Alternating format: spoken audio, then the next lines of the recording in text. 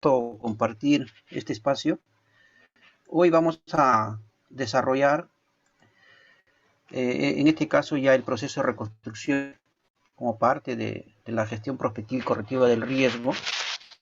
Vamos a un poco desarrollar este proceso, haciendo también una remembranza, un recordaris de todo lo que hemos hablado en los tres procesos anteriores, ¿no? En el tema de estimación, prevención, reducción del riesgo de desastres y todo este, vamos a decir, estas actividades desarrolladas nos permitir también ir un poco trabajando los procesos de reconstrucción. No siempre es importante resaltar siempre dónde estamos ubicados en el tema de los procesos, ¿no? El proceso de reconstrucción, pues, es un proceso que mayormente se tiene conocimiento y muchos dicen que se aplica solamente post desastre, ¿no?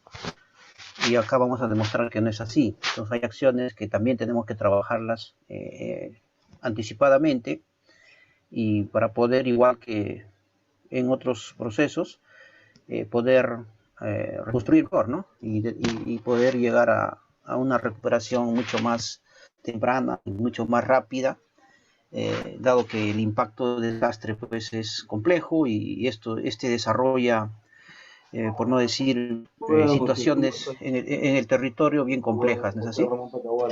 Entonces, en ese sentido, vamos a desactivar el audio a todos. Disculpen. Ya. A ver. Sí, ya. Entonces, en ese sentido, vamos a hacer el proceso de reconstrucción, como habíamos conversado, prácticamente pues tiene del componente prospectivo y tiene del componente correctivo, ¿no? Necesitamos conocer los antecedentes de este desastre manifiesto que vamos a decir en qué condiciones ha impactado, cuáles han sido las magnitudes de impacto, las condicionantes, etcétera, en el territorio, y sobre esa misma situación ver cómo vamos a hacer esta reconstrucción. Considerando estos temas, habrá que incorporar medidas de prevención y reducción de riesgo y hacer todo un planeamiento para reconstruir, considerando pues el tema prospectivo y el tema correctivo, ¿no? Y no reconstruir en mismas condiciones del desastre, ¿no? O las mismas condiciones de riesgo que se materializaron en este desastre, ¿no? Entonces, en ese sentido, hay pues acciones que habíamos planeado, habíamos identificado acciones de prevención y reducción sobre la base de este conocimiento del riesgo en el territorio, acciones que implementamos a través de los planes de prevención y reducción, del presupuesto por resultados, actividades que están en nuestro proceso en nuestro PEI, etcétera, ¿no? Entonces estamos ejecutando el proceso de prevención y reducción del riesgo, ¿no? Y igualmente hemos desarrollado, estamos trabajando en nuestra implementación a través de otros planes, ¿no? Estamos incorporando, seguimos desarrollando gestión de riesgo. No obstante, no, como vuelvo a repetir, se están haciendo acciones de prevención, reducción bajo estudios integrales para reducir el impacto de los fenómenos de inundación, etcétera, inversiones en algunos casos de gran magnitud para poder lograr pues una sostenibilidad en el territorio, ¿no? Y tener un espacio de inversión sostenible, poblaciones que puedan ver su desarrollo pues a futuro sin el impacto de los desastres, o si hay impacto de desastres, minimizando estos, pues, ¿no? Cómo afectan a su proceso de desarrollo. Estamos construyendo desarrollo, ¿no? Y estamos ejecutando los procesos, ¿no? Incorporando en la planificación del desarrollo. No obstante, pues sabemos que los desastres van a continuar. Entonces hay que trabajar fuertemente en los procesos que también es de la gestión reactiva. Hay que prepararnos para poder responder mejor, ¿no? Y de ser el caso, reconstruir. Entonces el desarrollo continúa y los desastres también. Entonces en ese sentido, pues si construimos desarrollo sin planificación, los desastres van a tener un impacto pues muy relevante, van a tener un impacto catastrófico en el territorio y esto pues hay que trabajarlo, ¿no? En los procesos de prevención, de reducción, incrementando la cultura de prevención, fortaleciendo la resiliencia de las poblaciones, ¿no? Para poder recuperarse, mejorando el tema de la preparación, todo un proceso complejo de gestión de riesgo de desastre, ¿no? Que permita que esta población conozca en su territorio qué fenómenos los puede afectar, que conozca qué territorio está usando pues para construir desarrollo, ¿no? Dónde está construyendo su vivienda, ¿no? Lo está construyendo en un cauce de un río, en una faja marginal, en el cauce de una quebrada, al pie de una montaña rocosa con susceptibilidad de caída de rocas, etcétera. Entonces, en ese sentido, el desarrollo continúa.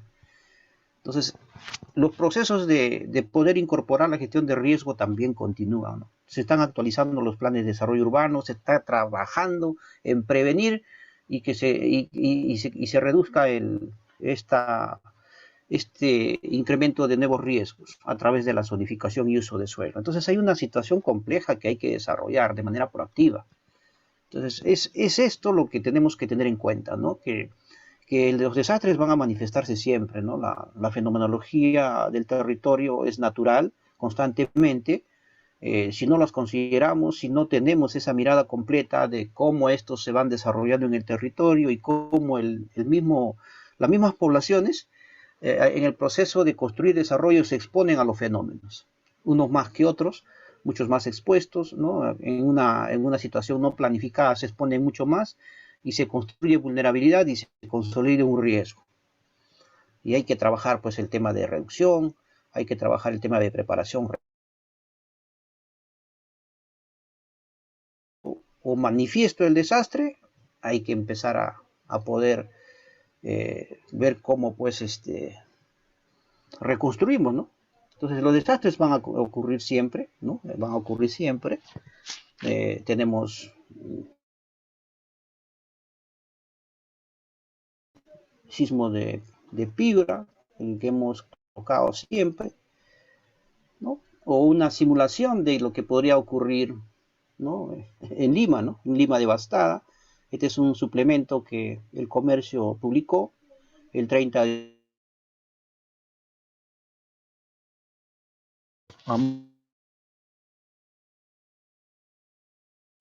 ¿no? Tarea nacional. Tras 275 años de silencios con un gran terremoto, con epicentro frente a la costa de Lima, arrasó a la capital. Hay miles de muertos y desaparecidos.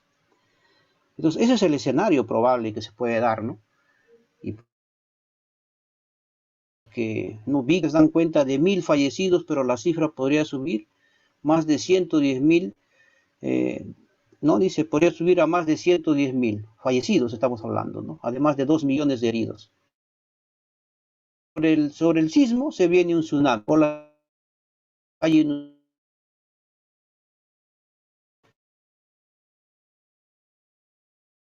se corre el riesgo de contaminación del río Rímac por el colapso de relaves mineros. Miran lo que está sucediendo, ¿no? Un fenómeno tras otro. No hay agua y estos diques de relaves, ¿no? O presas de relaves en la cuenca media del río Rímac, Tamboraque, parte alta de Matucán, etcétera, también colapsan, ¿no? Y van y caen al río y esa agua no se puede consumir. Lima sin agua. Réplica, dice, en las 10 primeras horas después del sismo, el IGP reportó más de 200 réplicas. Las autoridades indican que esto continuará las próximas semanas. Varias regiones del país también sufrieron daños. Hay derrumbes en Lambayeque, Ancash, Ica, Arequipa, Huánuco, Pasco, Junín, Huancayo, Huancavelica y Ayacucho, ¿no? No hay servicios, se necesita más personal de rescate. Estamos en una situación de respuesta, ¿no? Ante un evento crítico. Muchos muertos, muchas viviendas destruidas, ¿no? Y ahí pues empieza el proceso de poder ver qué cosa vamos a reconstruir, ¿no? Todo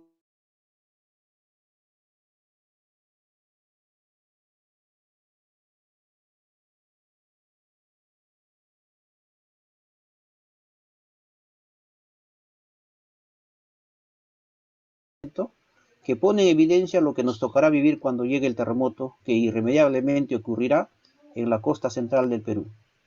El comercio, con el apoyo de hombro a hombro, inicia una campaña que busca fomentar una cultura de prevención.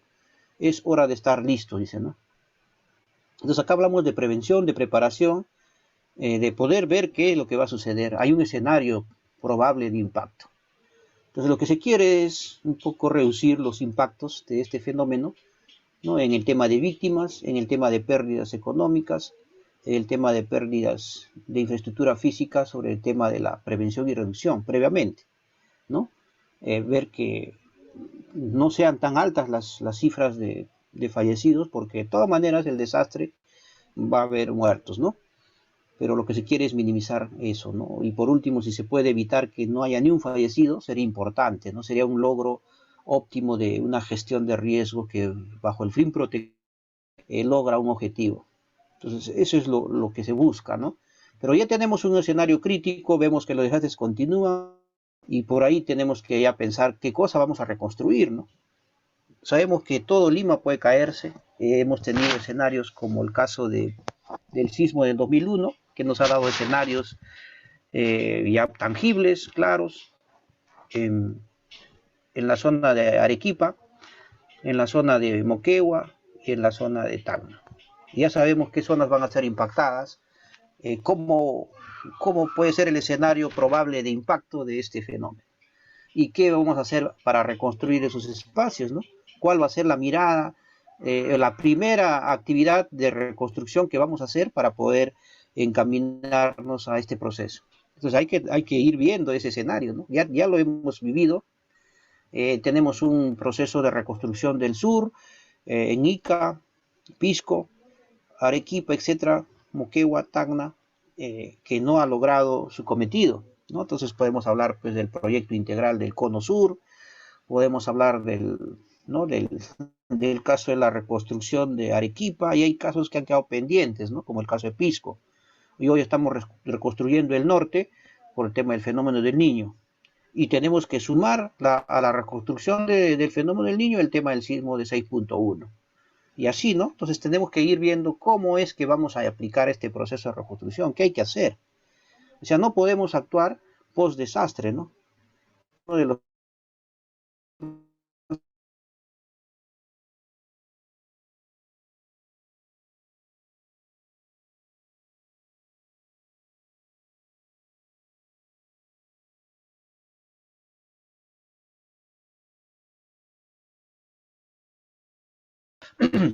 o en todo caso articular los mismos para que podamos lograr esta recuperación física y social, ¿no? Y la reactivación económica de las comunidades afectadas.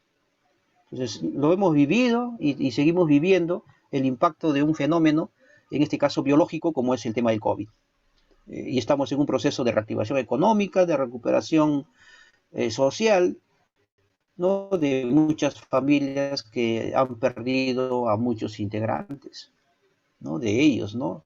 Hay niños COVID que le llaman ahora que han perdido padre social, ¿no? Que tiene que pasar por un proceso primero de aceptación de lo que ha sucedido y luego de esta recuperación emocional que les permita caminar en su proceso de vida y de desarrollo de manera normal, ¿no? Con este impacto que les ha generado la pérdida de sus familiares. Entonces, esto es lo que hay que ir trabajando, ¿no? En este proceso de reconstrucción.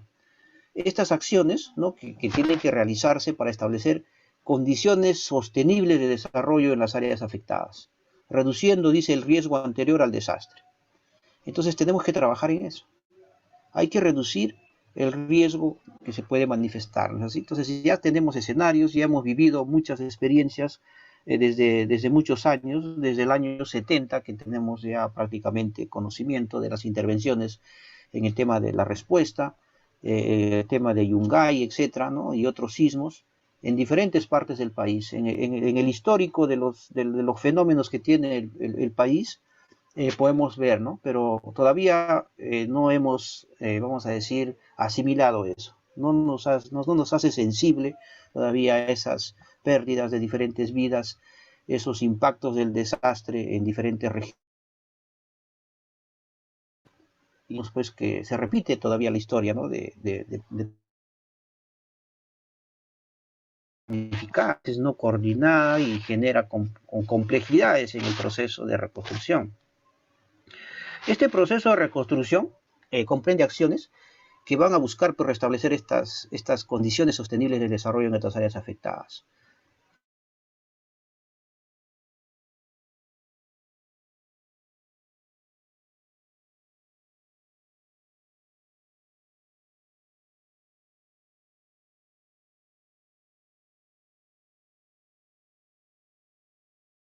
Necesitamos planificar la recuperación con antelación a la ocurrencia de un desastre bajo un enfoque de sostenibilidad. Ya sabemos, ¿no?, que en cualquier momento hay una alta susceptibilidad, hay un peligro inminente bajo un silencio sísmico y sabemos cuál es el escenario probable, ¿no? Lo dicen zonas más críticas donde van a colapsar las viviendas.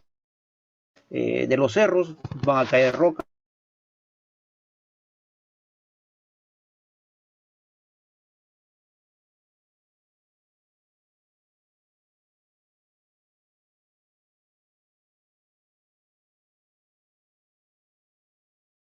Tenemos que anticipar y preparar pues a la institucionalidad, prever anticipadamente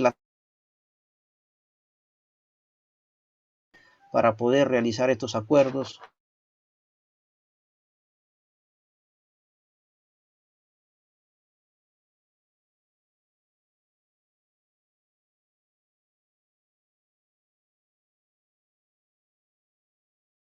Acciones que vamos a incorporar.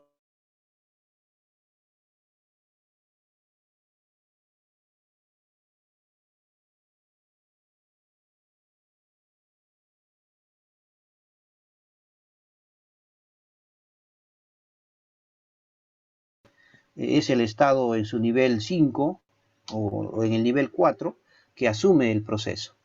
Y eso lo vamos a ver también en el desarrollo del lineamiento.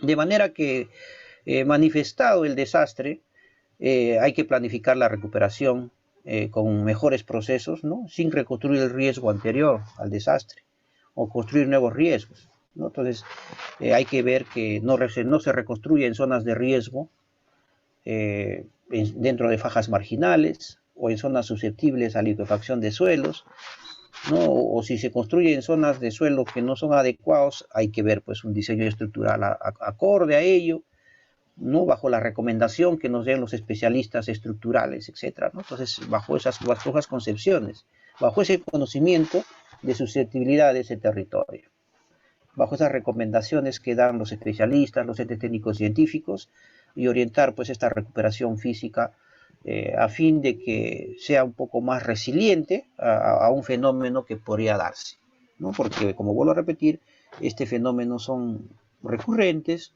la geodinámica es constante, ¿no? El planeta es un ser vivo que está en constante movimiento, las placas están en constante movimiento, se manifiestan a través de la fenomenología, ¿no?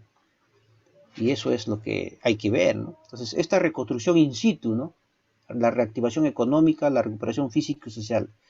Aquí estamos hablando de una reconstrucción in situ de estas comunidades afectadas. Pero también hay reconstrucción en otros lugares, ¿no? Si el sitio donde vamos a reconstruir no es adecuado, las condiciones no me van a permitir reconstruir por ser una situación de riesgo no mitigable, las condiciones no me permiten, tendré que trabajar un reasentamiento poblacional de esa comunidad afectada en su conjunto, con todos sus servicios, a una zona con mejores condiciones de desarrollo. Entonces ahí estos mecanismos y procedimientos de reconstrucción y entidades responsables que van a asumir este proceso. Entonces, de esa manera, ya ahí tenemos que ir perfilándonos, ¿no? Entonces, aquí estamos viendo ya el enmarcado de todo, ¿no es así? Y seguramente en el tema de la gestión reactiva han visto todo el proceso también que se tiene que desarrollar en este proceso de rehabilitación. Y aquí vamos a ver, ¿no?, en qué momento hay cosas que vamos a rehabilitar y hay cosas que hay que reconstruir. Entonces, eso es un poco lo que también hay que tener esa bisagra de articulación entre actores, ¿no? La reconstrucción tiene varios subprocesos. En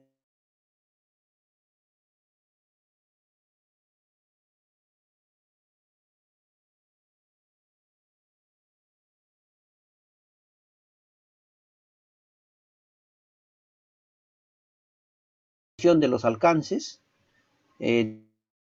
técnicos y legales para la reconstrucción.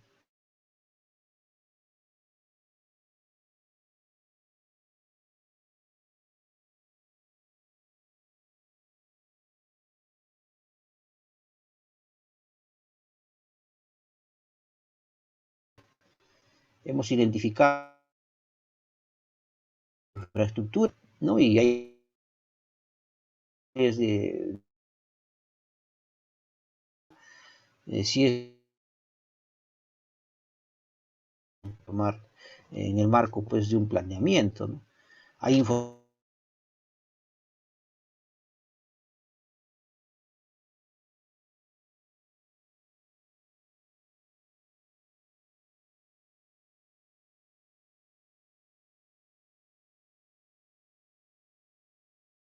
que prácticamente reclama, ¿no? Son 4 años y todavía no han reconstruido el norte, ¿no? Estamos ya 2021, cerrando el 2021 a 4 años del evento del niño y yo sigo viviendo en mi casa, en mi módulo temporal, ¿no? No han reconstruido mi vivienda, no han reconstruido mi escuela, sigo estudiando en módulo, en aula temporal, ¿no? Prefabricado. Entonces, eso es lo que reclama la población, ¿no? Hay carreteras, hay infraestructuras que todavía no se han culminado, hay planes integrales que están en proceso de ejecución, etcétera, y hay una demanda de la sociedad de que esto se materialice, ¿no? Y lo que sí pues viene acompañado a esto es pues los escándalos de corrupción, la falta de operatividad de los gobiernos locales o los gobiernos regionales, ¿no? Entonces hay toda una sinergia para poder hacer de que sean más operativos, hacen todo un proceso de contratación de profesionales, etcétera, y tienen que apoyar a la ejecución.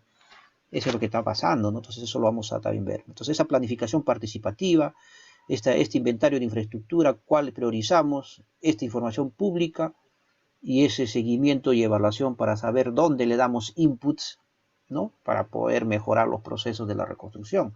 Porque es un plan, ¿no? Que se desarrolla, igual que un plan de prevención.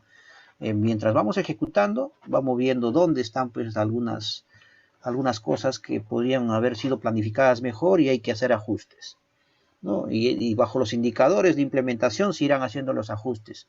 Si hay que hacer algunos mecanismos legales para poder agilizar procesos, se darán. Entonces, es todo un proceso complejo, ¿no? Que hay que ir avanzando en este tema. El proceso de reconstrucción busca estos tres componentes de recuperación, la física, la social y la económica.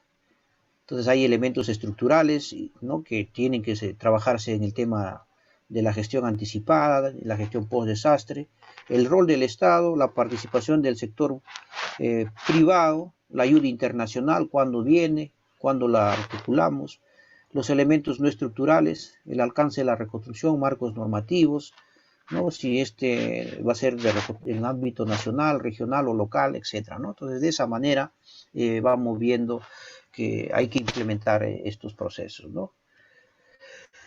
Entonces, en el marco de la institucionalidad, hay que definir este esquema institucional de gestión y coordinación, ¿no? Que se requiere para esta reconstrucción, sobre base de los lineamientos que definen la política de gestión de riesgo.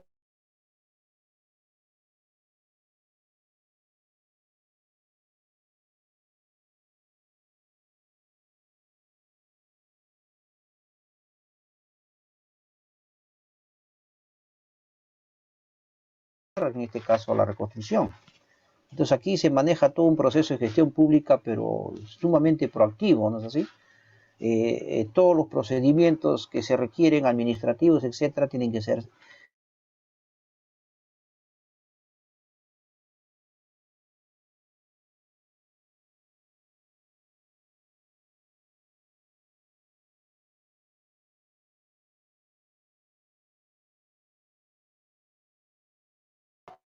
Todavía es una etapa donde se continúa, porque hay una temporalidad como en clave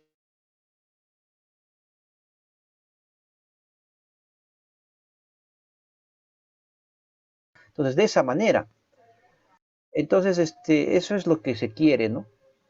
¿En qué momento? ¿No? Y otros servicios básicos de salud, abastecimiento de alimentos, víveres, ya de manera definitiva, ¿no? Entonces, en esa temporalidad de la respuesta, ¿no? De la rehabilitación de los servicios temporales que tiene la población post-desastre, se tiene que definir y reconstruir las infraestructuras perdidas, ¿no?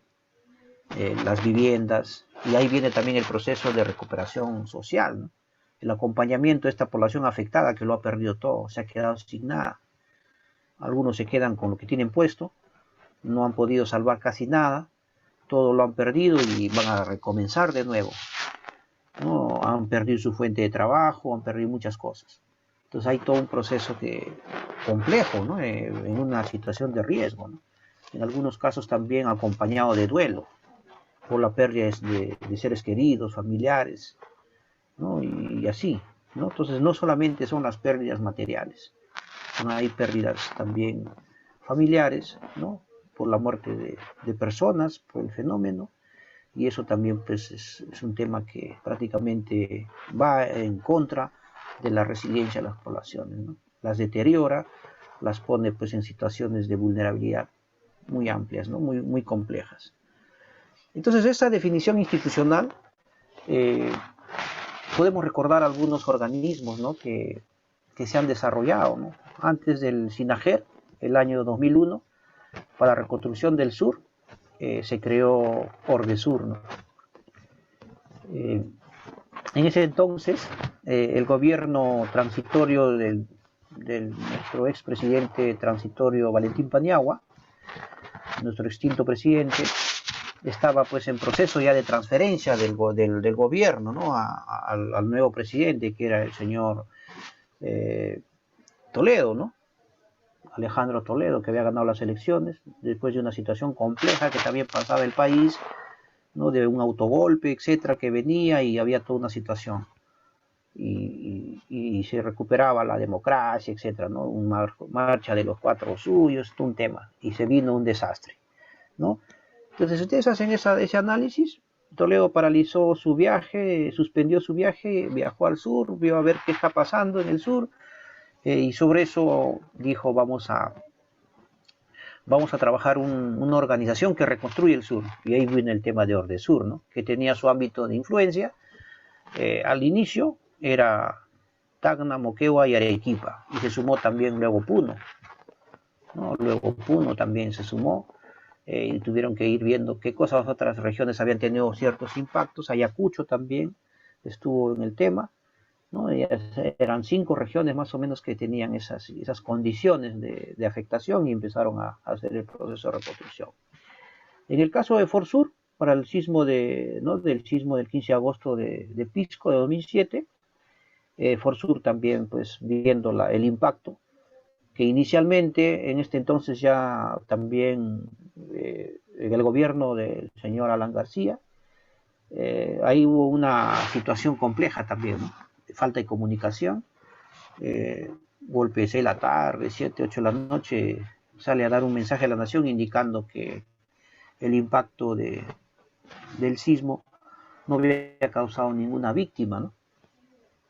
Y lo que pasa es que no se tenía comunicación de la zona, ¿no? Entonces habíamos visto pues que las carreteras estaban prácticamente colapsadas porque las ondas sísmicas habían prácticamente destrozado las carreteras. Se había caído la línea, etcétera, y bajo esa comunicación que hizo el señor presidente, todos creíamos que en el sur no había habido muchos problemas, no solamente eran temas físicos. Al poco rato, 11, 9, 10, 11 de la noche, en RPP empezaron a llamar, ¿no? Aquí dice la iglesia se ha caído y ahí hay más de 1000 muertos. Y bueno, a la final la estadística era pues que habían fallecido algo de 600 personas, ¿no? Había colapsado la iglesia y justo estaban celebrando el Virgen de la Asunción, creo que era esa ceremonia, y fallecieron ahí. Y luego se empezó ya pues a ver el impacto de ese fenómeno, ¿no? Y bueno, y eso ahí Forsur empezó a trabajar, ¿no? Y lideró la reconstrucción, ¿no? Que todavía no termina en el sur. 2017, Niño Costero, ¿no? Gobierno el señor Pedro Pablo Kuczynski, un presidente que renunció por diferentes situaciones y escándalos, y se asume pues y se crea la reconstrucción, ¿no? Con la ley 30556 y su ámbito de intervención nacional. 13 regiones afectadas, 886, 87 distritos afectados. Muchas pérdidas, ¿no? Cuantiosas pérdidas en el tema de infraestructura educativa, carreteras, etcétera, ¿no? Grandes pérdidas. Y eso, pues, incluso vidas, ¿no? Originó que la reconstrucción inicie todo este proceso. Entonces, aquí tenemos esquemas institucionales del ámbito nacional. Todavía no hemos visto un esquema del ámbito regional ni local, ¿no? No hay una reconstrucción regional. Hoy se está trabajando en el norte con el sismo de 6.1 bajo un esquema institucional regional. Hay toda una discusión, hay toda una, vamos a decir, por qué tiene que ser de nivel regional, ¿no? ¿Por qué tiene que ser de nivel regional si definamos los alcances, dice, ¿no? Y aplicando los lineamientos tienes que definir estos alcances de este proceso de reconstrucción para establecer pues, estos mecanismos de comunicación. Entonces hay que ver la magnitud del evento, ¿no? El ámbito geográfico impactado, la zona de acogida, daños a la infraestructura pública, privada, pérdida de vías humanas, los efectos socioeconómicos y ambientales. Y aquí viene un tema muy complejo, ¿no? La capacidad técnica logística comprometida en la reconstrucción. A partir de estos mecanismos de comunicación y registro, para casos de emergencia y desastres, se tiene que identificar quiénes son los que van a estos alcances de esta de la reconstrucción, ¿no? Entonces ya sabemos que el impacto del fenómeno es regional, ¿no? Y no es en toda la región, sino en provincias, 2 o 3 provincias que han sido identificadas, Sullana, Piura, ¿no? Y otras provincias que han sido las más afectadas. Entonces sobre eso se define que el ámbito debe ser regional. Los efectos socioeconómicos no han sido muy cuantiosos, no ha habido pérdidas económicas, vamos a decir, cuantiosas. En algunos casos sí se ha identificado que dentro de las viviendas habían comercios, etcétera, pero no es de impacto regional, es de impacto local, ¿no? A nivel de distrito, a nivel de barrios, etcétera. Entonces hay todo un manejo. Entonces aquí el tema de la capacidad técnica, logística, técnica operativa del gobierno regional en función al gobierno provincial, distrital, entonces ahí se ve cuestionada, ¿no? Entonces, ¿quiénes van a reconstruir las viviendas? Y lo sabemos, ¿no? El gobierno nacional, señor presidente, justo el 30 de julio, cuando estaba en pleno desfile militar en el Pentagonito, se entera pues del sismo, ¿no? Y viajó a la zona y ofreció la reconstrucción. Y dio un decreto para poder, por no decir, un decreto de urgencia transfiriendo recursos al Ministerio de Vivienda para los bonos de reconstrucción a través del programa de vivienda, ¿no? De estos programas. Entonces ya sabemos que quienes van a reconstruir son el ámbito nacional, ¿no? Los sectores. Igual en las infraestructuras en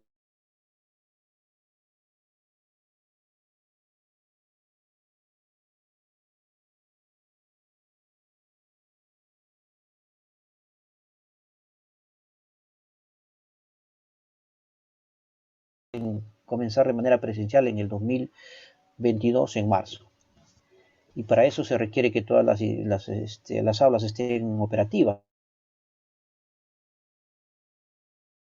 o prácticamente están colapsadas.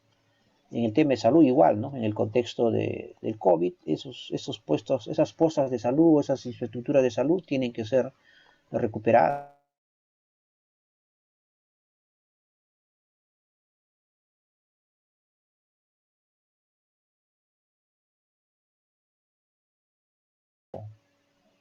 Aquí hay la discusión.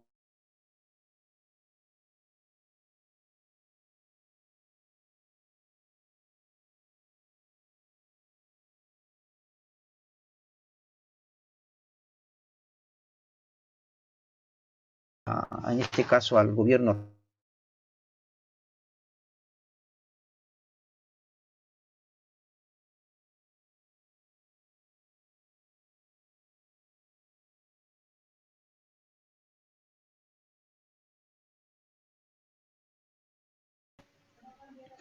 pero tendría que liderarlo, ¿no?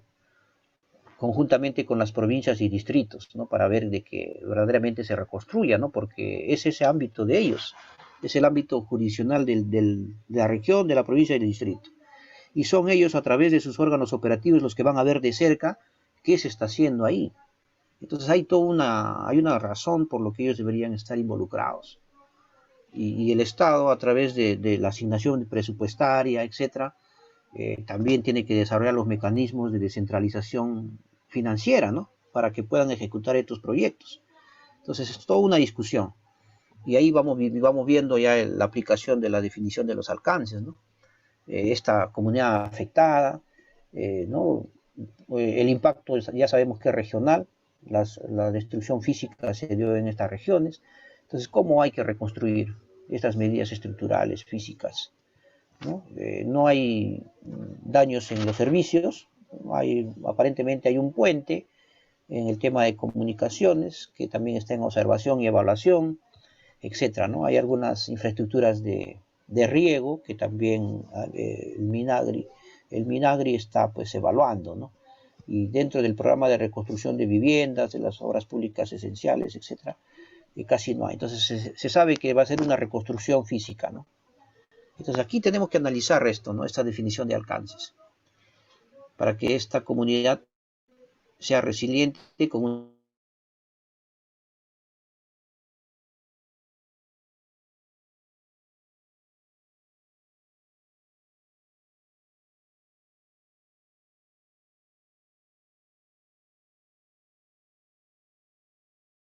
zona inundables, también pues no ameritaría construir ahí, ¿no? O ver si están dentro del proceso de implementación de medidas de prevención de lo que es este niño costero. Entonces hay un estudio especializado que hay que hacer ahí, ¿no? En el marco de las evaluaciones de riesgo, para poder tener una comunidad resiliente, ¿no? Entonces, o en todo caso, pues una comunidad no resiliente, ¿no? Con un arraigo territorial inseguro, ¿no? Con una situación compleja, ¿no? De que no hay planificación y siempre con la situación recurrente de que les va a afectar otro fenómeno. Entonces, eso es lo que hay que ir viendo, ¿no? En esta reconstrucción de las medidas no estructurales, hay situaciones de saneamiento físico y legal de la propiedad, porque la intervención tiene que ser sostenible. Y ahí salta otro problema, ¿no? Hay afectaciones de algunos poblados que no tienen título de propiedad, ¿no? Por la situación de riesgo propia que tenían, no ha intervenido el ente de formalización, COFOPRI, porque no tiene la evaluación de riesgo, no tiene el ADR, y bueno, se requiere también sanear eso. Entonces hay todo un paquete de acciones no estructurales. Participación de la y organización de las comunidades, incidencia en la política, planes, estrategias, participación ciudadana, género, discapacidad e inclusión social. Enfoques que tienen que considerarse, ¿no? Entonces, acá en el tema de la reconstrucción hay que recopilar todos los datos, ¿no? Que nos van a facilitar este diseño de mecanismos técnicos legales. Mecanismos técnicos legales para un proceso de reconstrucción que van a requerir pues revisión de plan de desarrollo, de ordenamiento territorial, de ser necesario su actualización, suficientemente hechos en el norte, ¿no? Hablando de manera general, vamos a necesitar verificar estos planes de desarrollo, de ordenamiento territorial, y si no los hay que desarrollarlos en otros ámbitos de impacto, ¿no? Si fuera el caso, elaborar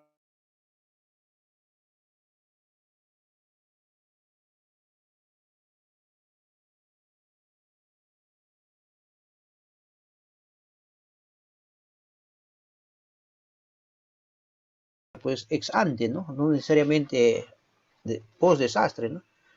Post desastre vamos a tener una locura, pues, ¿no? De poder recopilar información, ¿no? Entonces se los cuento de manera, pues, anecdótica, ¿no? El catastro de daños prácticamente es público, pero no puedes acceder a la información, solamente la ver.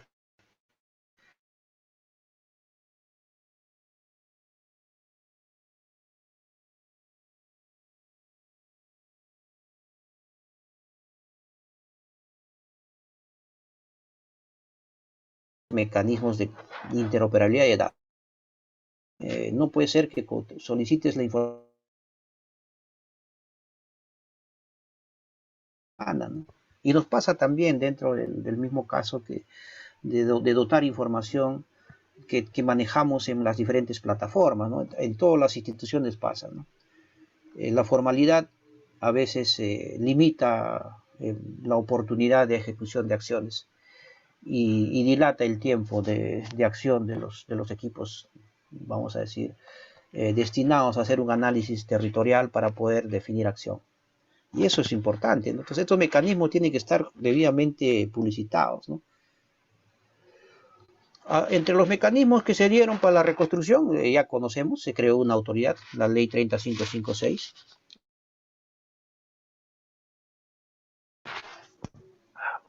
Entonces, tiene que haber ese mecanismo. En una reconstrucción regional, se tiene que conformar un grupo de trabajo para la reconstrucción. Entonces, todavía estamos ahí en este tema de análisis, ¿no? Nosotros en el proceso de reasentamiento poblacional conformamos un comité para el reasentamiento poblacional, que está pues conformado por las autoridades regionales y locales y promueven la implementación del reasentamiento. Entonces aquí en el grupo de trabajo hay una cierta, ¿cómo se puede decir?, concordancia con lo que establece el lineamiento y también los grupos de trabajo, ¿no? Pensando en que deberían liderar estos grupos de trabajo del gobierno local, provincial y regional, se ha pensado que sea un grupo de trabajo, pero hay una confusión, ¿no? Está generando una confusión y lo que se quiere es que sea un comité para la reconstrucción, que pueda servir de un mecanismo de articulación, de coordinación, y tiene que estar liderada por el gobierno regional, por su máxima autoridad, o una delegatura en especial, ¿no? Por el vicegobernador, no sé, que lidere esa mesa técnica, donde el plan de reconstrucción va a ser desarrollado en el contexto de este mecanismo de coordinación y articulación. Ahí podemos converger a las diferentes, vamos a decir, entidades que van a intervenir del ámbito regional en principio y bajo el mecanismo en este caso del rol subsidiario del Estado y en este caso de las competencias compartidas con los sectores, articular esa acción para que este plan pueda tener el financiamiento de los sectores.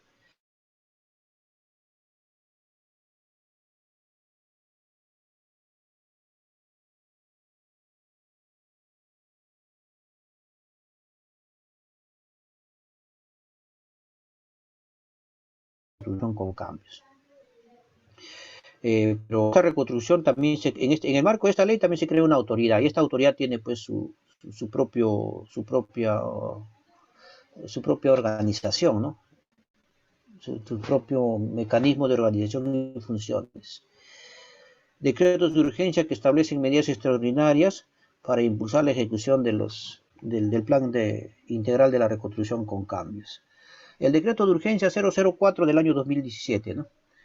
Bajo ese decreto de urgencia del año 04-2017, tuvimos la oportunidad de participar y fomentar que en este caso COFOPRI haga el catastro, no de daños, sino el catastro de toda la zona de exposición, para que por la capacidad técnica operativa que tenía y por el despliegue a nivel nacional de sus oficinas, de sus oficinas zonales, coadyuvar a las municipalidades, en este caso afectadas, para que puedan levantar el catastro. No solamente el catastro de daños, sino el catastro de todas las propiedades, porque en el momento que uno hace el análisis de vulnerabilidad para el estudio de evaluación de riesgos, vas a levantar toda la información.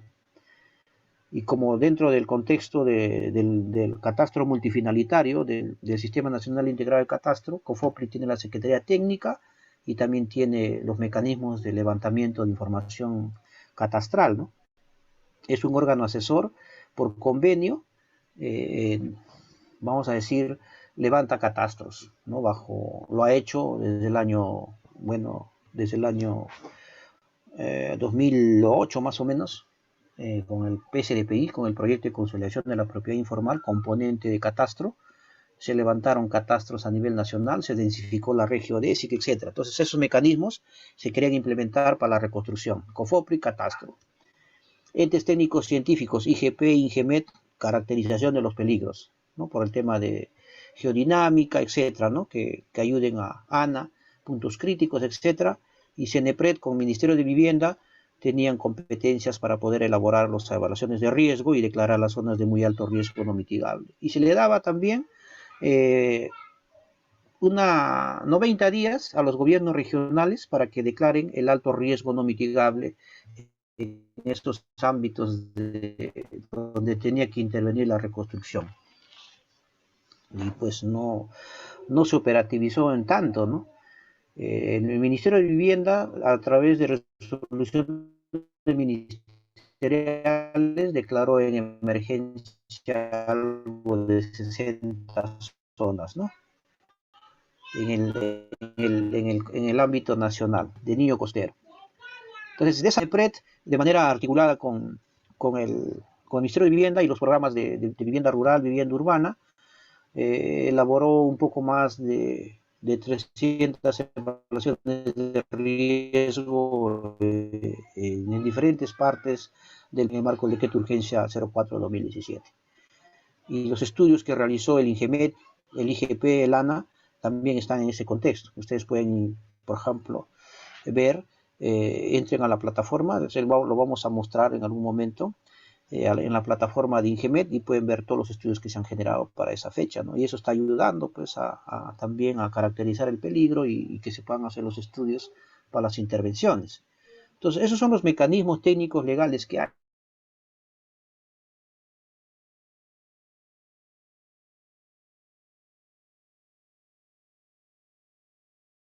Hay que instituir de una manera, en el contexto de Pisco, de Fibra 6.1, se pueda replicar. Se puede replicar. Entonces, ya se ha convocado a INGEMED, se ha convocado a ANA, etcétera. Están en ese comité técnico de articulación para poder ejecutar. Entonces, se necesita el liderazgo del gobierno regional, ¿no? Para que pueda un poco consolidar ese plan de reconstrucción regional. Entonces hay todo un tema que hay que ir manejando. Pero acá están los mecanismos, muchos más que se han desarrollado.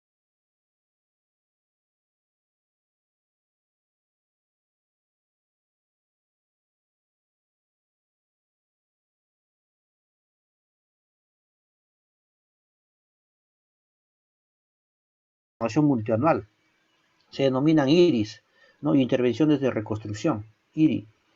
Y este no entra pues a la programación multianual, tiene todo un mecanismo especial, ¿no? Que incluso va a permitir cancelar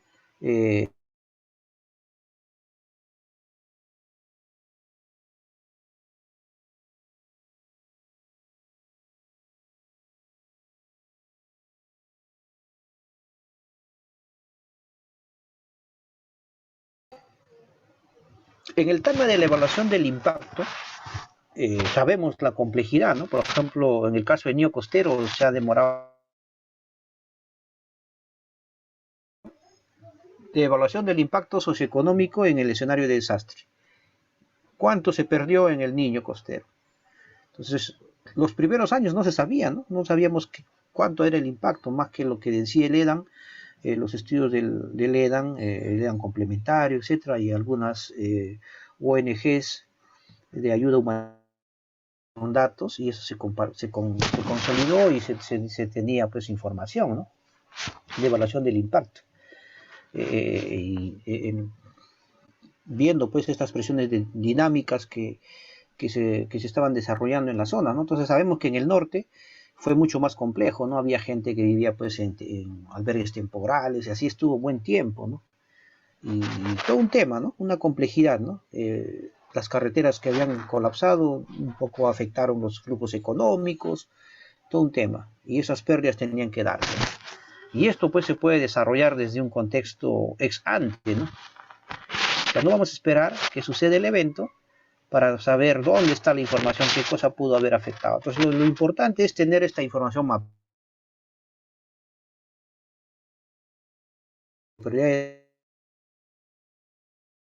Agrícola, tenemos un catastro urbano, tenemos un catastro de concesiones mineras, de concesiones forestales, etcétera. Se da el impacto, recogemos los datos, hacemos el contraste con la realidad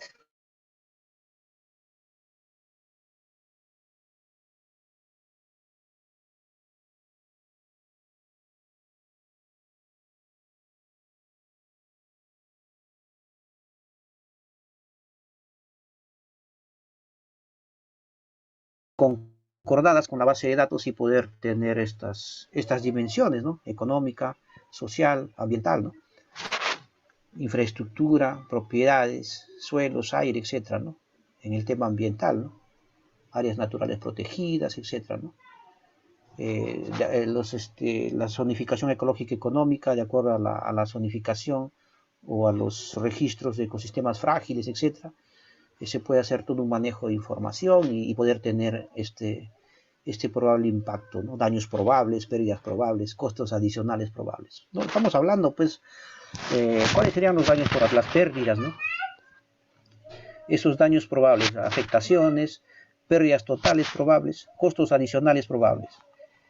Por ejemplo, vamos a necesitar, pues, muchos módulos temporales, ¿no?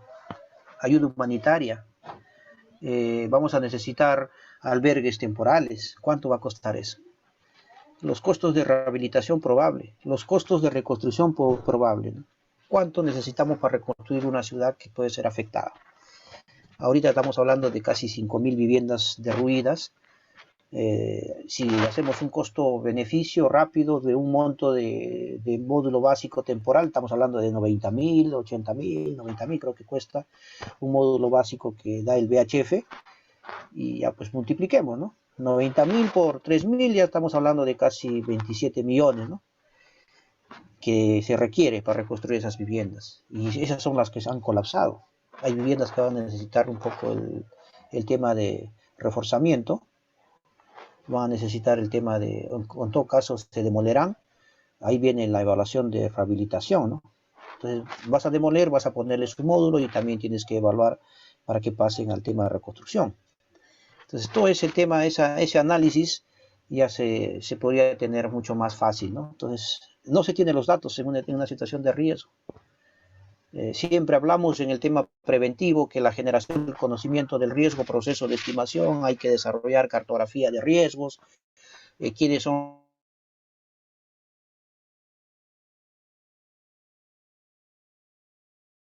el funcionamiento real, ¿no? Los recursos naturales que maneja el tema de áreas naturales, ¿no? Sistemas, áreas naturales protegidas.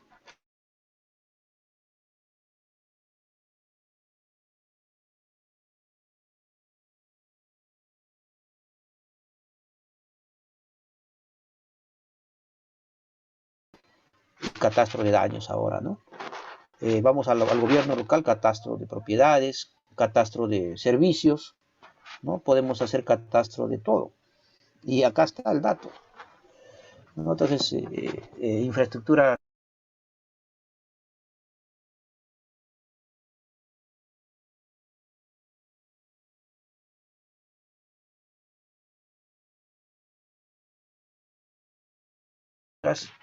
desarrollado, a ver, ¿no?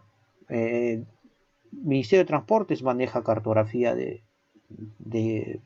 que ayer conversábamos, ¿no? De infraestructura vial de los tres ámbitos. Provías Nacional desarrolla un catastro. Provías Descentralizado hace lo mismo.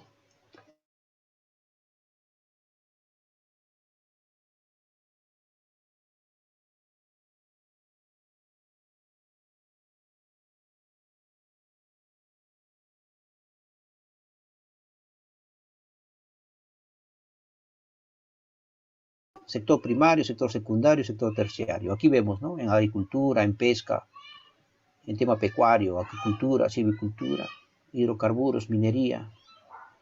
Por ejemplo, ¿no? Si se hubiera sido afectado la presa de Puechos, ¿no? La presa de Puechos estaba en una situación de intervención también por un tema de, vamos a llamarle, estaba siendo evaluado el tema de riesgo porque tenía filtraciones, pero este sismo no lo afectó.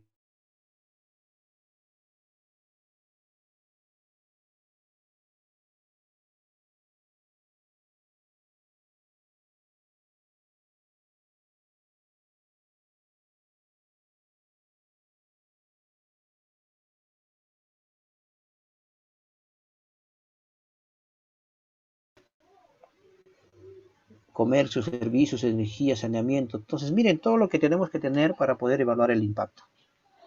En este caso el caso del sismo de Piura es un desastre pequeño, no ha llegado a estas dimensiones, pero imagínense lo que pudo haber habido, ¿no? Entonces lo mismo pasó con el sismo de Pampermosa en Loreto, ¿no?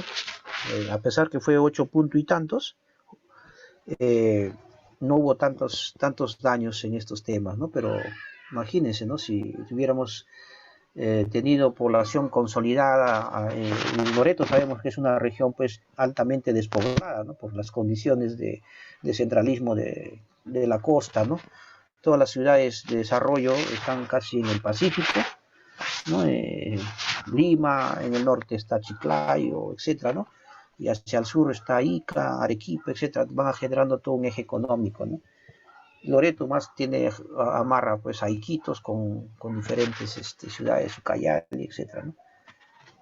Date del Marañón, con Yurimaguas, así, ¿no? Pero sus mecanismos de conexión o transporte lo limitan, ¿no? Y ahora otra mirada tienen, ¿no? Tienen otra mirada para el desarrollo de ellos por el tema de la expansión, ¿no? El cambio de uso de suelos, ¿no? Deforestar y volver a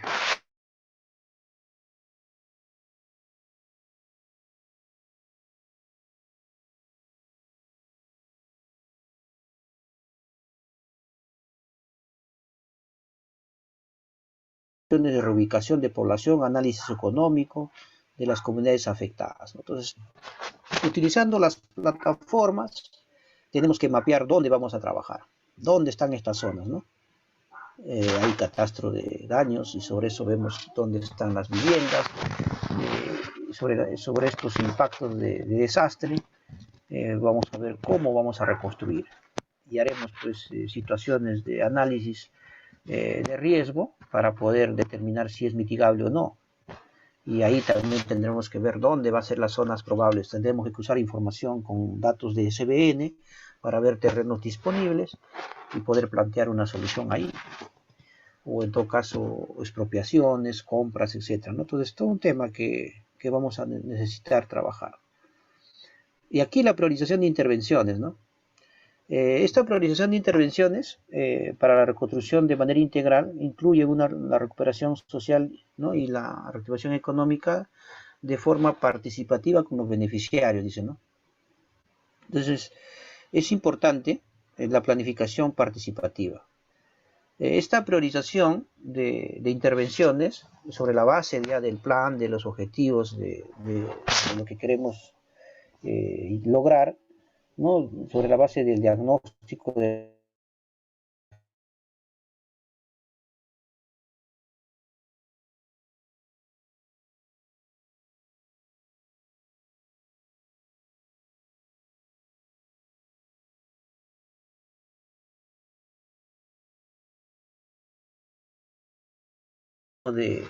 'el mecanismo de ejecución.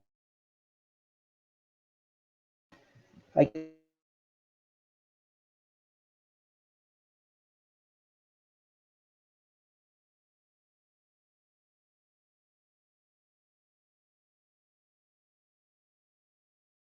ejecución cableada, ¿no? La denominación de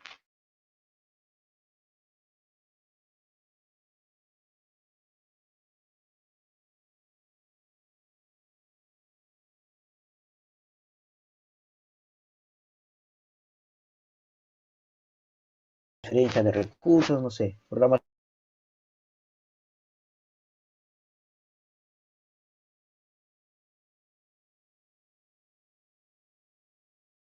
¿no?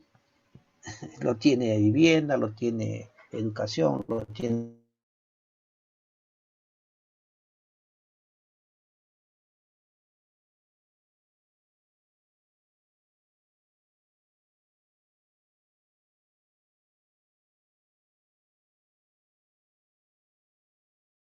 50%.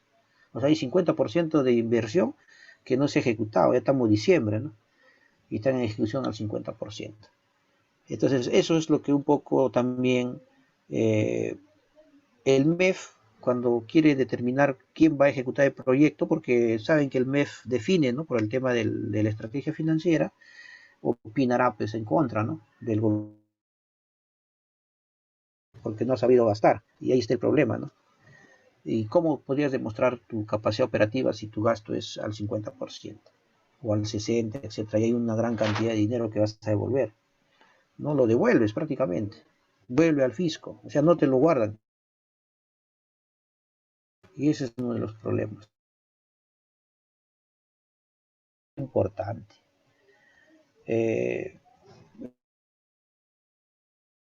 A fin de que no sean estrategias de implementación, las actividades y la va a ejecutar.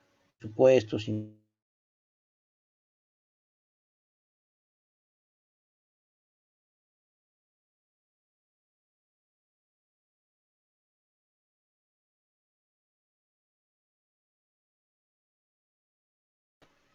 de financiamiento, van a haber algunos mecanismos de autorizaciones, de acompañamiento a la población.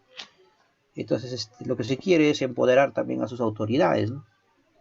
O sea, no siempre tiene que haber un padrino de afuera, ¿no? También hay que empoderar al papá de la casa, ¿no?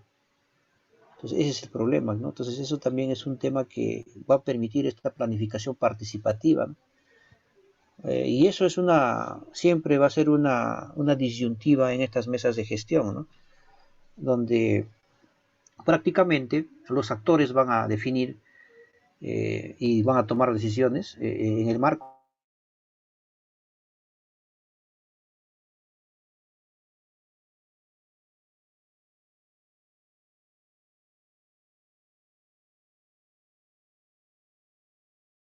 del SINAGER, ¿no?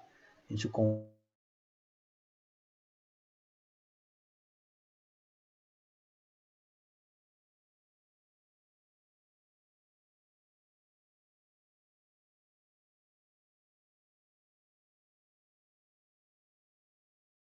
analice en una recuperación. Este inventario de también dicen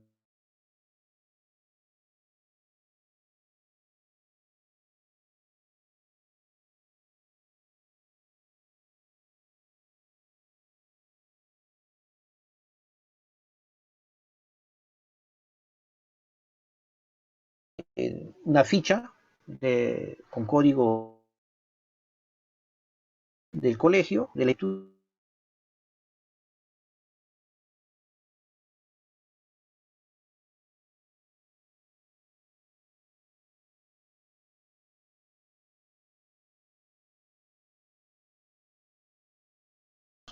tener un reporte ex ante y tener un reporte ex post, ¿no? Y eso va a definir, pues, que igual, ¿no? En el caso de PRODIS, ¿no? PRODIS tendrá que desarrollar su mecanismo de registro de infraestructuras. Como ya les decía, Agricultura tiene un catastro, ya están desarrollando el tema de catastro de infraestructuras de riego, canales, etcétera, ¿no? Entonces, eso es lo que se necesita.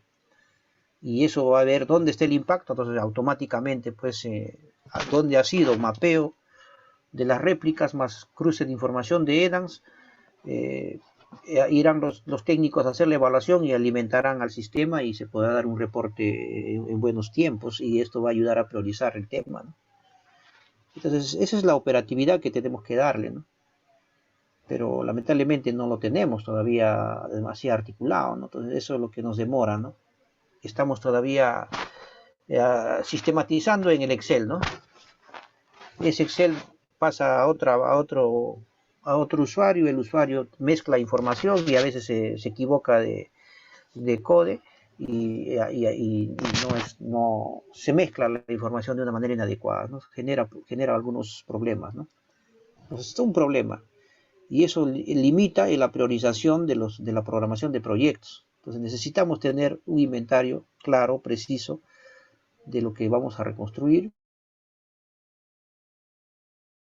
¿no? En proyectos de inversión pública para la reconstrucción. Tener en cuenta, dice la programación de la disponibilidad de recursos presupuestales, unidades ejecutoras competentes de nivel nacional y subnacional. Entonces hay que tener en cuenta eso, ¿no? O sea, aquí estamos, ¿no? Aquí estamos en el proceso de reconstrucción. Entonces, si vamos a desarrollarlos con órganos competentes del nivel nacional y subnacional, ¿competentes en qué sentido? Porque ejecutan, vamos a decir, de manera compartida en el territorio acciones, ¿no? de su competencia, valga la redundancia, ¿no? Son ejecutores, ¿no? Y como ejecutores van a ir al territorio y van a construir ahí un proyecto. Y eso hay que tenerlo en cuenta. En su programa presupuestal, de ahí vendrá y se podrá, pues, conducir con ese presupuesto a la ejecución de ese proyecto. Aquí algunos inventarios de infraestructura dañada y priorizada. Bueno, esto hemos querido jalarlo como ejemplo. No es exactamente lo que se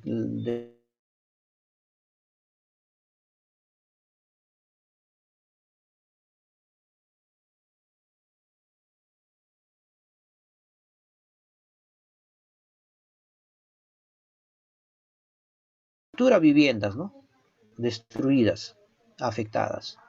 63.000 viviendas a nivel nacional, 350.000 afectadas. De estas afectadas van a pasar también a inhabitables y hay que destruirlas, o en todo caso demolerlas, ¿no? Pero aquí también podemos hacer una, ¿no? Como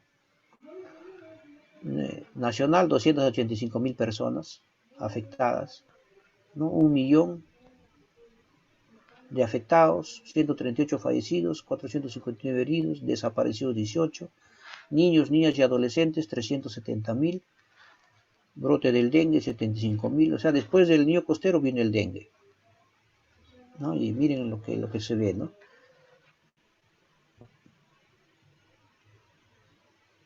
Inventario de infraestructura dañada y priorizada, servicios básicos, agua, desagüe, energía eléctrica, colapsado, afectado. No se tuvo quién dio del dato, ¿no? Adaptado de INDECI de julio de 2017. No se identificaron datos en la información, ahora sí puede haber, ¿no? Habría que revisar el informe que salió y si estos campos han sido identificados, ¿no? Dónde fue colapsado el agua, dónde fue el desagüe, etcétera, ¿no? Porque prácticamente al cubrirse todo el agua, la zona de agua, colapsa pues el sistema de desagüe, ¿no? Y eso hay que mapearlo, también hay que tenerlo. Las EPS deben tener la información, ¿no?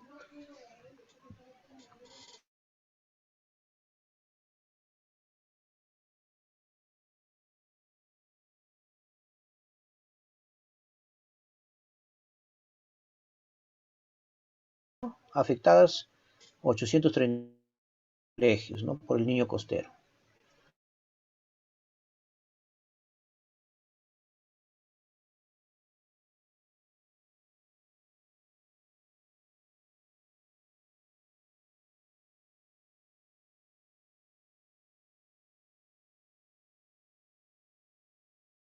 Había una necesidad para eso.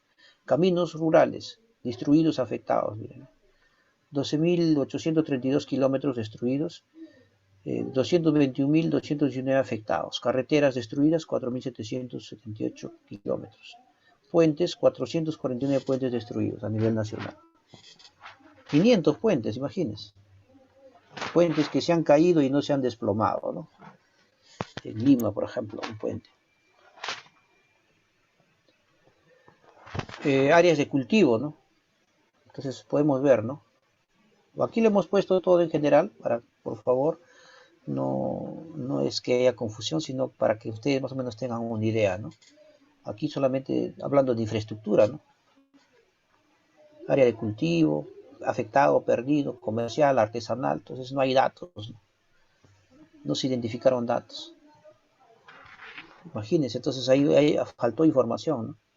Y esta información tiene que ser pública, pues, ¿no? Para poder lograr de manera participativa el plan integral de reconstrucción, definir estrategias, ¿no? Como les comentaba, ¿no? Si no tenemos un buen diagnóstico, no vamos a saber cómo vamos a intervenir. No vamos a poder definir con claridad las acciones de prevención, reducción en el proceso de reconstrucción, porque también vamos a implementar acciones de prevención y reducción. Vamos a reducir el riesgo de este riesgo materializado y que impactó en el ámbito del territorio y generó pues, ciertas condiciones, ¿no? Ahí en la zona impactada. Seguimiento y evaluación. Hay todo un mecanismo de seguimiento y evaluación para poder ver cómo las condiciones inseguras no se repitan, no se regeneren en el territorio. En este caso de seguimiento y evaluación, hay una, voy a pasarles un momento, este link para que ustedes también lo puedan ver por el chat. A ver.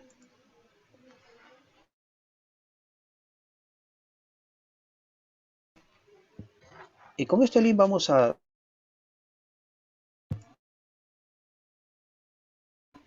esta plataforma de la reconstrucción con cambios. Entonces hay plataformas, eso lo vamos a ver, ¿no? Como ahí vamos a ingresar rápidamente a Google. Vamos a generar una pestañita. Aquí lo vamos a pegar, ¿ya? Y vamos a ver esta plataforma. A ver, un momento que cargue. Vamos a cerrar esto.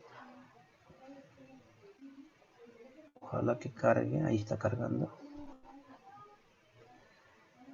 Lo pueden cargar también en sus máquinas y vamos a ver. Es una plataforma de seguimiento de lo que ya están haciendo temas, ¿no? Un poco está, vamos a ver, vamos a cambiar de internet para que pueda trabajar. Un segundo.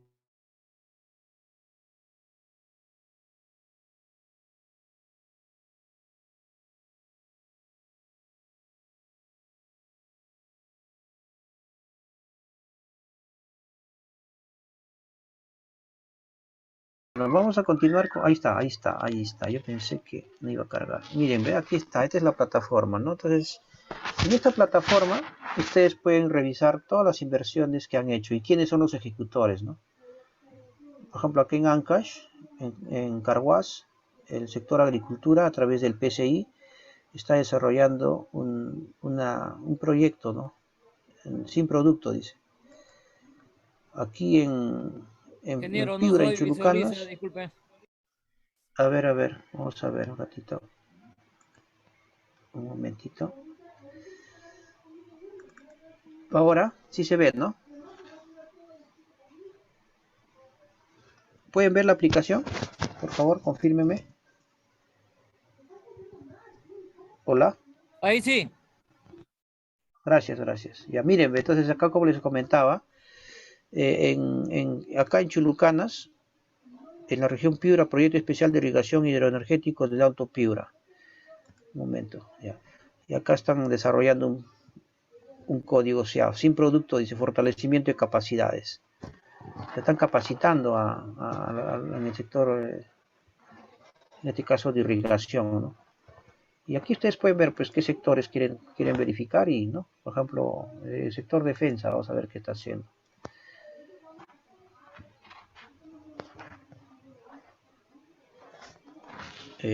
Rehabilitación, ¿no? El ejército peruano, su unidad como unidad ejecutora, rehabilitación y reconstrucción de las instalaciones de caballería, rehabilitación y reconstrucción en la primera brigada tal, rehabilitación del cerco perimétrico del batallón Pucará, rehabilitación de la infraestructura del puente tal, rehabilitación de la infraestructura de... Están haciendo también reconstrucción, ¿no? En Piura, ¿no?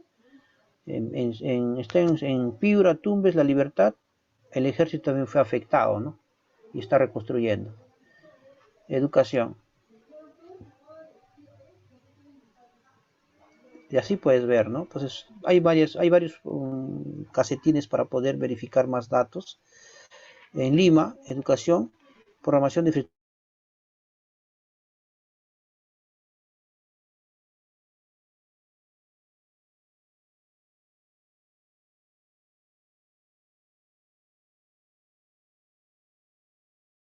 facultad de derecho, tal, ya. En Virú, un IRI, intervención en el local educativo con código de local, ¿no? El IRI, ¿no? La IRIS, lo que les menciono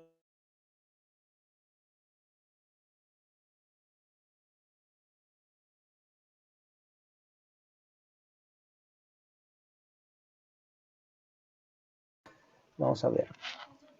Y se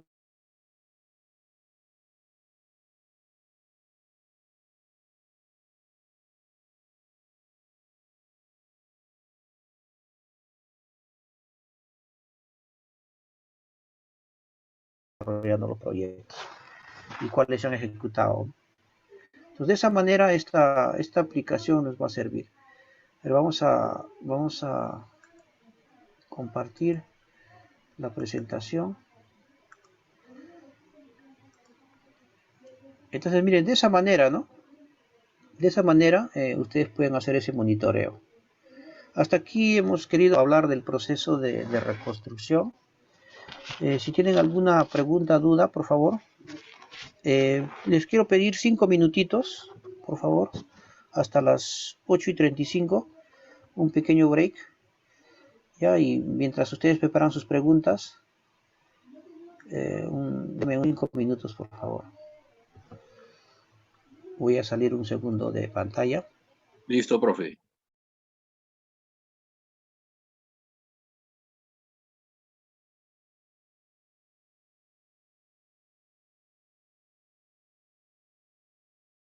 De lo que es el Plan Integral de Reconstrucción, el PIR.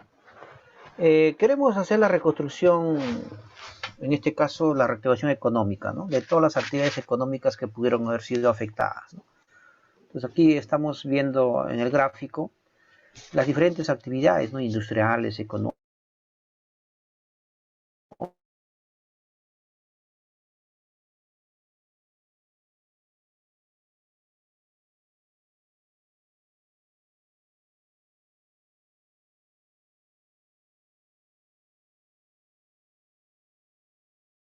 Un impulso articulado de los sectores para poder que esta población que perdió sus medios de vida por el impacto del desastre pueda iniciar su proceso de recuperación.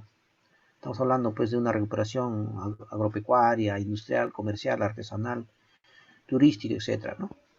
Entonces, ejemplo de esto, podemos ingresar a los sectores y ver todas las medidas de reactivación económica post-COVID. Pues ustedes pueden ver ahí, ¿no? Pues hemos visto el impacto del COVID ante las actividades económicas. Muchas empresas se han reinventado, por no decirlo, han cambiado de giro.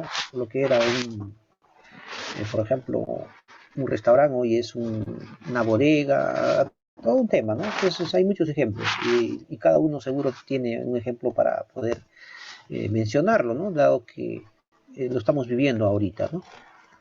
Recientemente se ha aperturado el tema del ingreso internacional para el tema del turismo.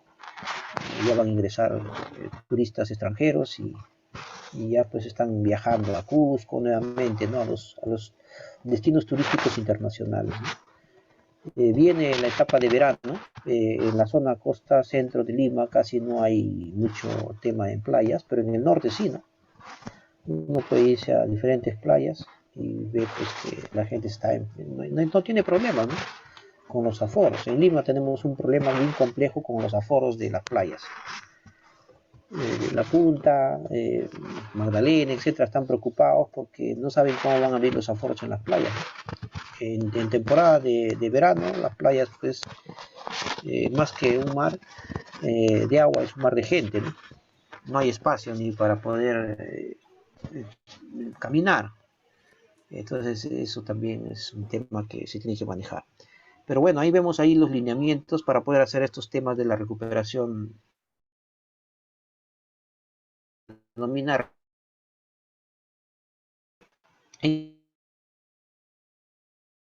recuperación física,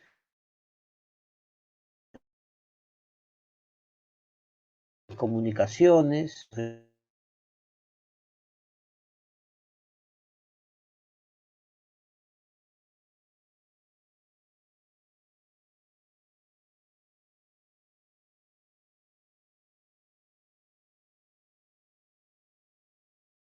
mediano y largo plazo y lograr que esta población continúe su proceso de desarrollo.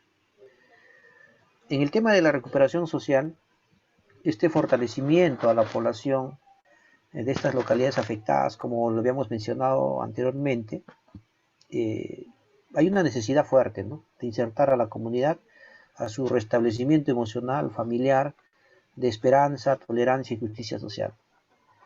Entonces es un tema de esperanza, en el sentido de que a veces se pierde esa esperanza, ¿no?, de poder levantarse en una situación compleja donde lo has perdido todo.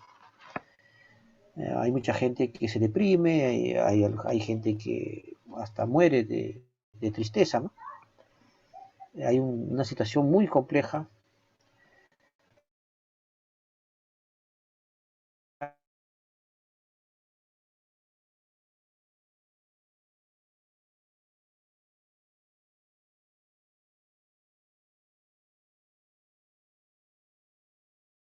Esa situación eh,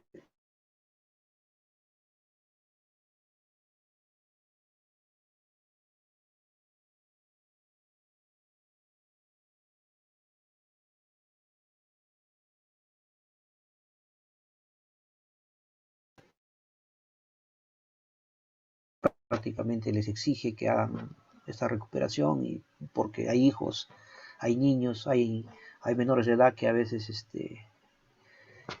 son más vulnerables, ¿no?, en esas condiciones de desastre, ¿no? Y esa situación hace que los padres, ¿no?, vean una desesperación y no saben qué hacer con los niños, ¿no? Los niños a veces no van a entender de que es una situación de desastre, y ellos van a seguir en su desarrollo a pesar del impacto que les puede haber generado emocionalmente, pero van a poder recuperarse más rápido, ¿no? Y entonces ese es un tema que hay que ir acompañando, ¿no? Entonces esta situación compleja, de una persona damnificada que esté en pobreza o haya sido afectada más allá de la pobreza en que se encontraba, requiere pues intervenciones que le devuelvan esa dignidad de persona, ¿no?, porque no la tiene, ¿no? Está en una carpa, prácticamente hacinada, no tiene servicios adecuados, a veces tiene que ir a hacer sus necesidades a lugares donde pueden sufrir violaciones, las niñas, las mujeres, etcétera, ¿no? Violencia, robos, etcétera. Entonces hay un robo de las pequeñas cosas que has podido salvar. Y esto pues hay que trabajarlo, ¿no? Por eso el enfoque de género, el acceso al soporte alimentario, nutricional, la seguridad ciudadana, servicios básicos de salud, van a contribuir a esta recuperación social, ¿no?, ese acompañamiento de recuperación psicoemocional de las personas. Que poco se ha hecho, que poco se ha implementado, hay acciones, no hay que negarlo, pero se requiere más, ¿no? Porque siempre se habla, ¿no?, de un,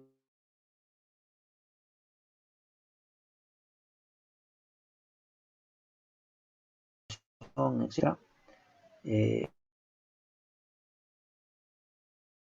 lo dicen los especialistas, ¿no? No lo decimos nosotros los que vemos que hay situaciones que no son todavía de recuperar, ¿no?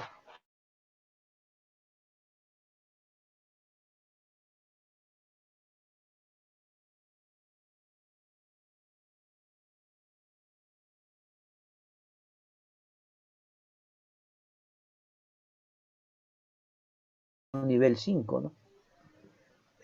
Un grupo de trabajo de reconstrucción multisectorial, ¿quién lidera? Entonces ahí también hay otra discusión, ¿no? ¿Lidera PCM como ente rector o lidera CENEPRED como ente asesor? Entonces hay toda una discrepancia a veces en este juego de roles que se viene dando en los procesos de reconstrucción, ¿no? CENEPRED no tiene la capacidad, vamos a decir, financiera, ¿no?, para poder asumir un trabajo permanente de esto. Capacidad operativa hay, ¿no?, pero capacidad financiera, porque hay que estar constantemente con todos los equipos. El presupuesto pues del CNPRED no llega ni a 10 millones, ¿no?, para poder coberturar todo el país. Y lo pueden ver en consulta amigable, ¿no?, cuánto es el presupuesto. 10, 11 millones, de 7 a 10, así está, ¿no? Entonces miren, ¿no? Entonces esto es lo que hay que ver. ¿quiénes van a intervenir? Si las afectaciones son en todos los sectores, estará vivienda, estará salud, transportes, etcétera. Sobre ellos vamos a desarrollar lo que habíamos mencionado, la institucionalidad para poder un poco empujar el proceso, ¿no? Entonces, CENEPRED como ente asesor acompaña en todo el proceso. Ahora está acompañando permanentemente, ¿no? A pesar de las limitaciones económicas, estamos ahí, ¿no? Justo en el tema de Piura hay una permanente intervención de la Contraloría con el control recurrente. Y ese es un tema pues interesante, ¿no? Y al final de esto les voy a compartir una publicación que ha salido el día de hoy fue o ayer creo, del Contralor que habla de la reconstrucción, ¿no?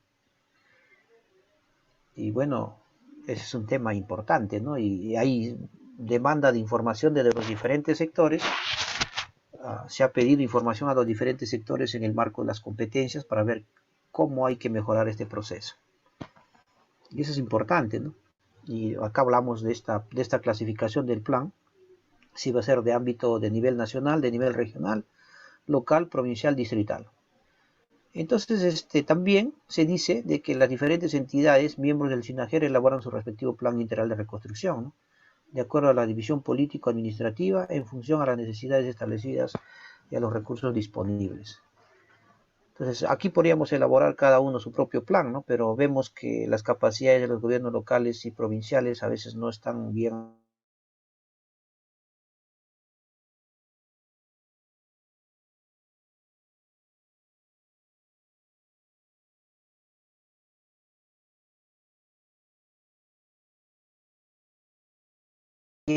con deficiencias, con lo que fuera.